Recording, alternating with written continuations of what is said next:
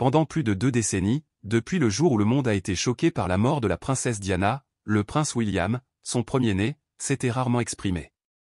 Le chagrin, la perte et les souvenirs douloureux semblaient enfouis sous la façade froide que la famille royale britannique avait construite. Mais aujourd'hui, dans un moment rempli d'émotions, William a finalement rompu ce long silence. Ses paroles n'étaient pas seulement une vague de sentiments mais aussi l'écho puissant d'un cœur qui avait trop enduré, d'une âme qui avait souffert d'une perte alors qu'elle était encore très jeune. « J'y pense depuis longtemps, dit-il, la voix tremblante mais pleine de détermination. » Ce furent les premiers mots qui brisèrent le long silence. Il a admis que perdre sa mère à un si jeune âge lui avait laissé une blessure qui ne pourrait jamais être réparée. Lorsque vous perdez la personne que vous aimez le plus au cours des premières années de votre vie, ce sentiment n'est pas seulement celui d'une perte, c'est une blessure saignante qui reste à jamais dans l'âme. Ce témoignage bref mais puissant a touché des millions de cœurs à travers le monde.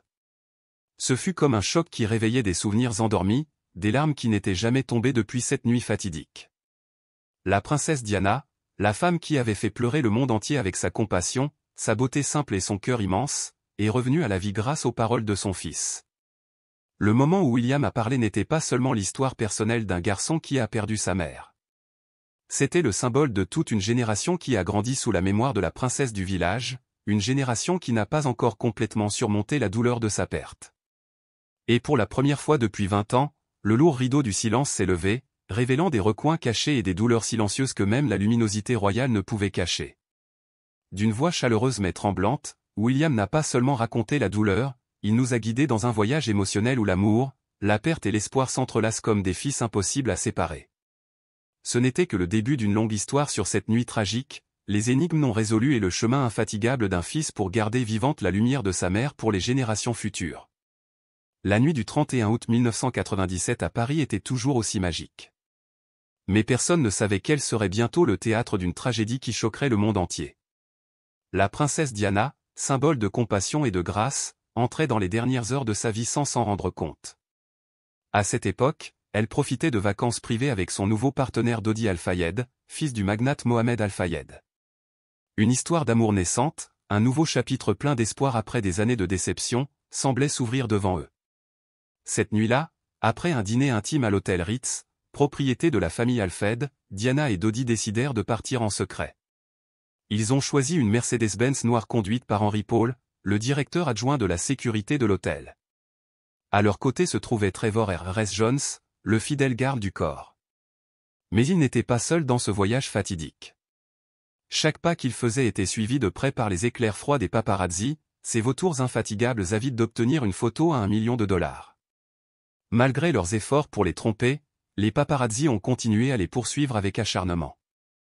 Dans une tentative désespérée d'échapper à cette poursuite effrénée, Henry Paul traversa à grande vitesse le tunnel du pont de l'Alma. À ce moment fatidique, la voiture a perdu le contrôle et s'est écrasée contre une colonne de béton à l'intérieur du tunnel. Le violent impact a tué instantanément Dodi Al-Fayed et Henry Paul.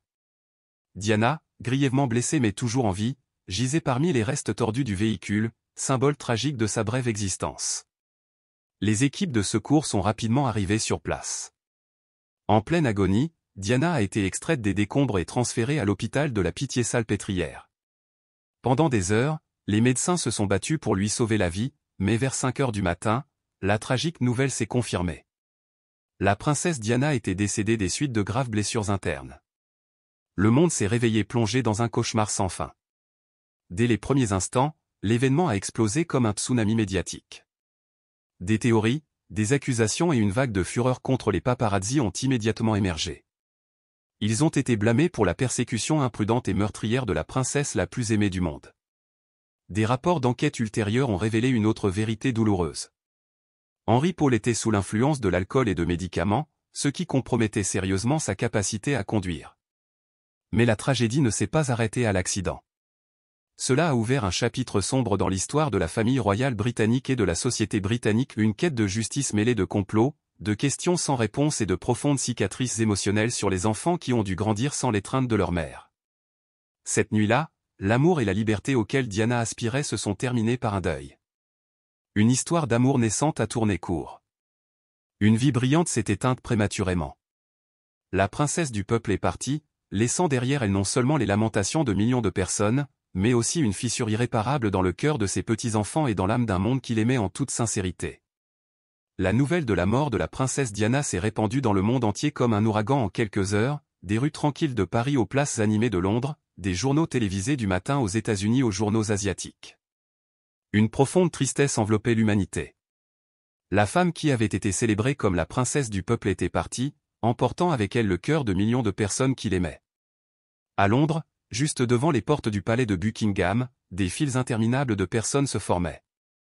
Ils sont arrivés avec des fleurs, des petites cartes, des papiers avec des messages d'adieu brisés et des larmes qui tombaient silencieusement sur la terre froide. La pelouse devant le palais s'est vite transformée en un océan de couleurs sans nostalgie. Une mer de personnes, sans être convoquée ni dirigée, s'est formée spontanément comme un rituel de deuil populaire. Chaque bouquet déposé, chaque message écrit était un témoignage du pouvoir invisible que Diana laissait dans l'esprit de chacun. La presse internationale était remplie de titres de deuil. Les chaînes de télévision ont suspendu toute programmation régulière pour rendre compte en permanence de cet événement tragique. Même dans les pays les plus éloignés, le poids de la perte s'est fait sentir. Un symbole non seulement de l'Angleterre mais de toute l'humanité avait quitté ce monde. Les funérailles de la princesse Diana ont eu lieu le 6 septembre 1997 à l'abbaye de Westminster, le cœur spirituel du Royaume-Uni. Ce n'était pas seulement une cérémonie d'adieu, c'était un moment historique. Plus de 2 milliards de personnes dans le monde, depuis les personnes âgées seules dans les maisons de retraite jusqu'aux enfants serrant les écrans de télévision, ont suivi chaque lente étape du cortège funèbre. Des millions d'yeux rouges, des millions de cœurs battant à l'unisson pour une femme que beaucoup n'avaient jamais rencontrée en personne. À ce moment solennel, l'image des deux jeunes princes, William et Harry, marchant derrière le cercueil de leur mère, est devenue un symbole immortel de douleur. Deux garçons, vêtus de simples costumes noirs, la tête baissée, marchaient sous les yeux vigilants de millions de personnes. Une image impossible à oublier. La perte ne concernait pas seulement eux, il s'agissait d'un monde entier qui partageait le chagrin. La mort de Diana a provoqué un séisme social. Elle a contraint la famille royale britannique, célèbre pour sa froideur et sa distance, à se confronter aux demandes de changement de son propre peuple.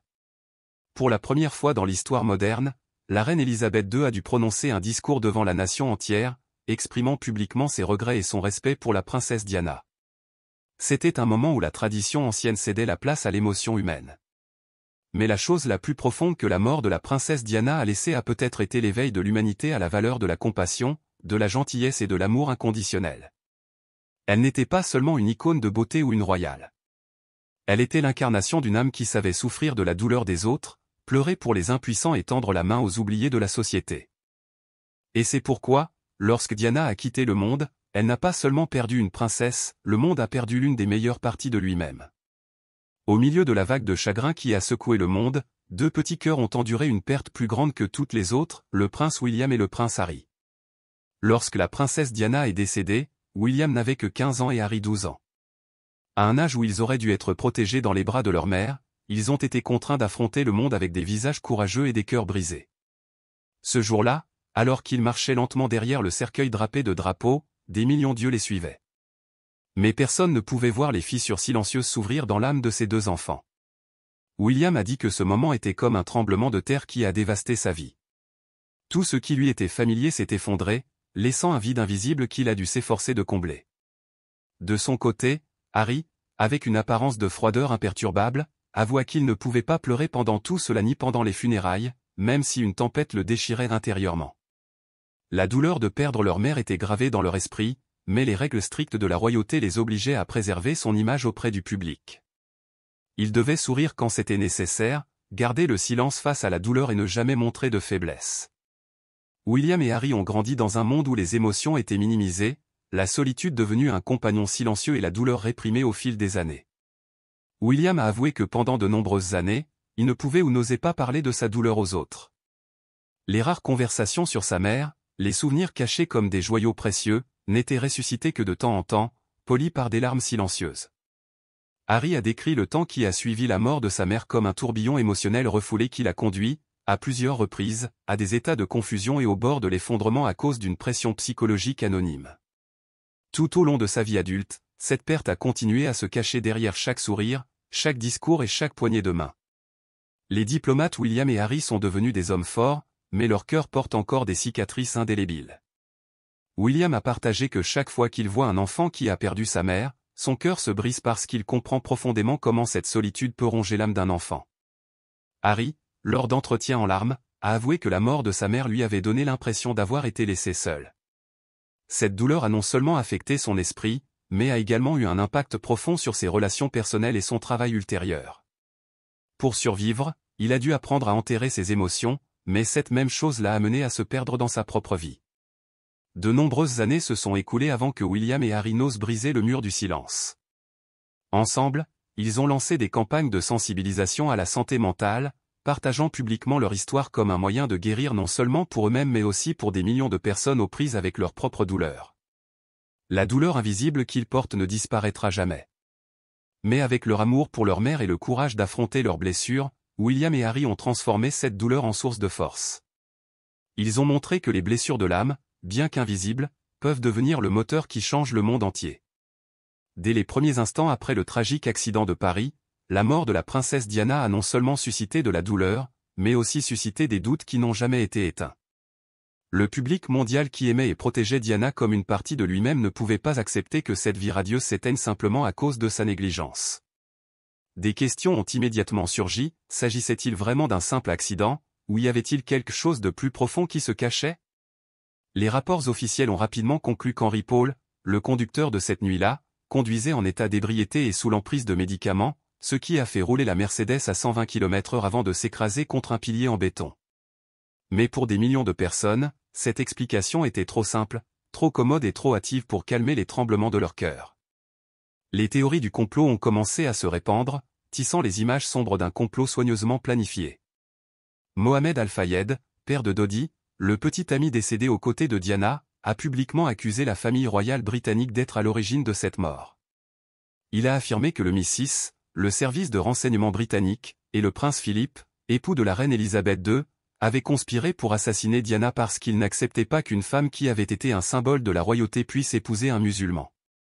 La tempête s'est intensifiée lorsqu'une lettre secrète écrite à la main par Diana elle-même a été découverte. Dans ce document, elle exprimait sa crainte que quelqu'un planifie un accident de voiture pour mettre fin à ses jours.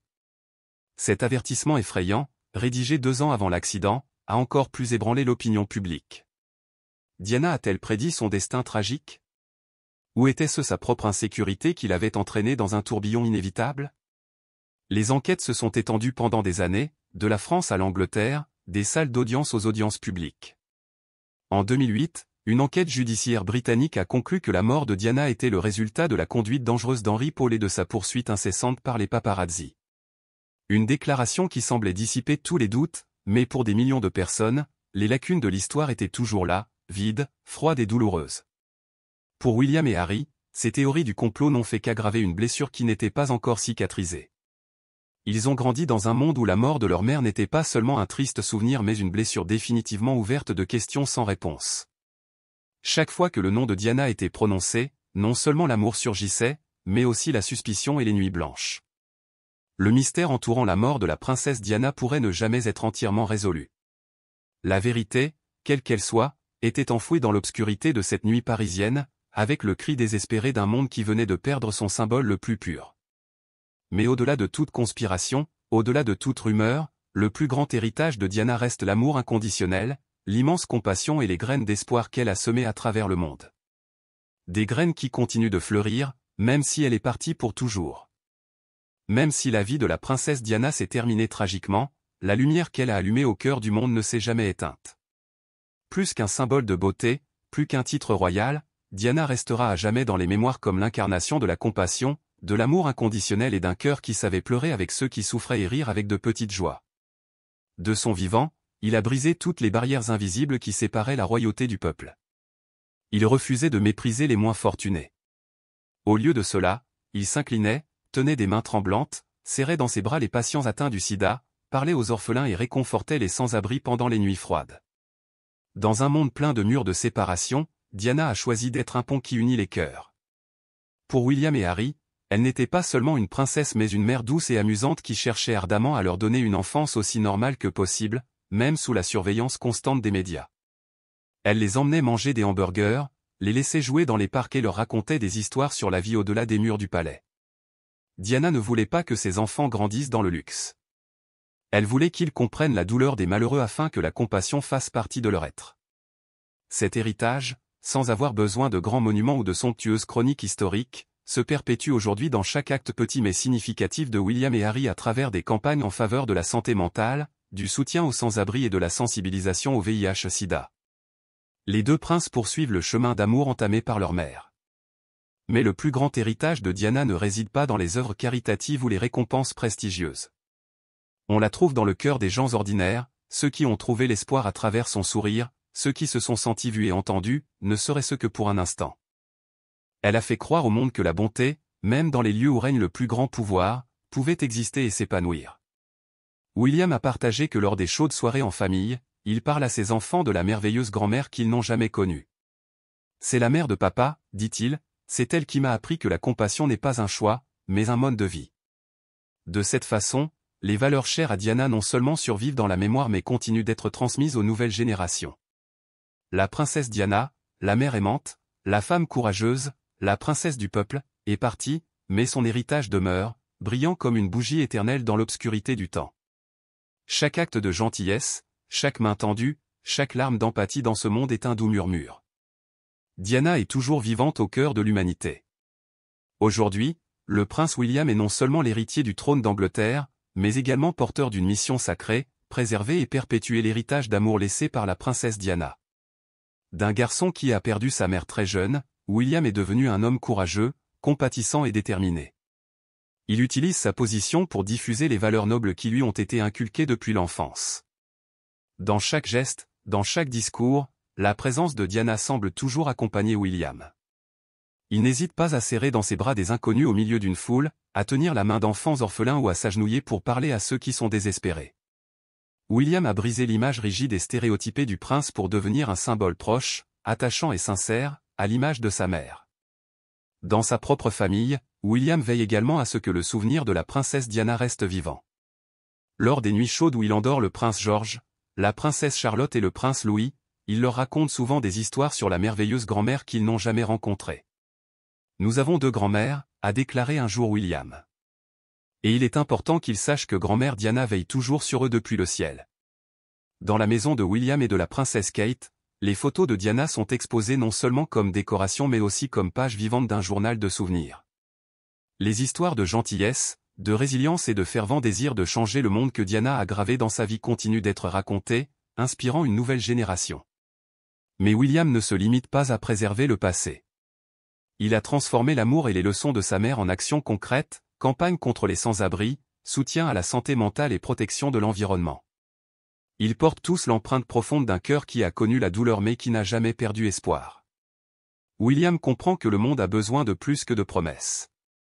Elle a besoin de personnes qui agissent avec une véritable compassion.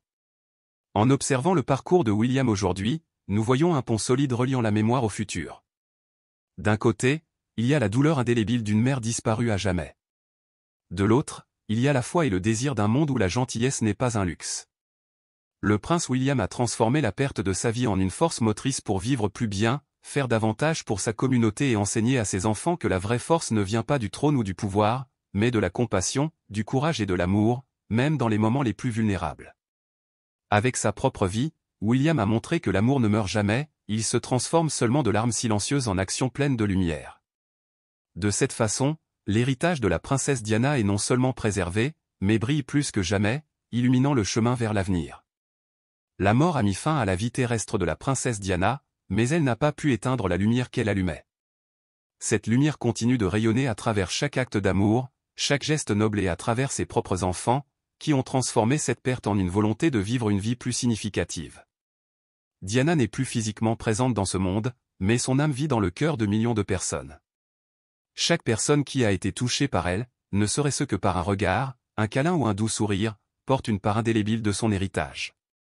Elle a montré au monde que la gentillesse n'a pas besoin de titre, que l'amour n'a pas besoin de permission et que même dans les lieux les plus puissants, la gentillesse peut s'épanouir. Aujourd'hui, lorsque nous regardons le prince William, le prince Harry et les œuvres caritatives qui portent l'esprit de Diana, nous comprenons que la lumière qu'elle a laissée continue d'éclairer de nouveaux chemins, de nouvelles générations et des cœurs qui croient encore en la beauté de la pure bonté.